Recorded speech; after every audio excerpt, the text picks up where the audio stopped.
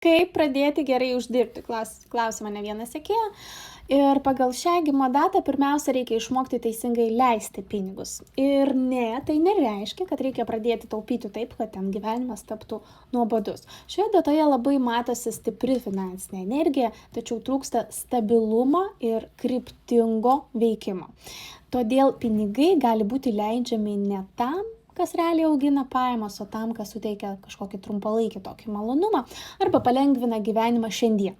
Todėl pagal šią datą pinigai turėtų būti leidžiami kaip investicija į save ir į savo galimybės uždirbti. Pavyzdžiui, vietoj dar vienos spontaniškos kelionės mokymai, vietoj daikto, kuris greitai praranda vertę, naujas įgūdis, vietoj laukimo, kol ten ateis tinkamas laikas, investicija į savo reklamą, žinias, matomumą, nes būtent šio žmogaus užduotis ne tiesiog uždirbti daugiau, o išmokti taip elgtis su pinigais, kad jie pradėtų kurti kitus pinigus.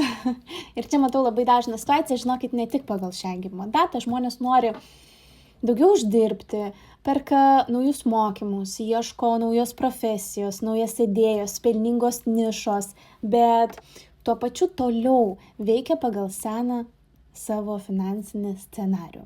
Todėl kartais problema nėra ta, kad nežinai, kaip uždirbti. Situacija yra tame, kad dar nemoki teisingai nukreipti to, ką jau uždirbi.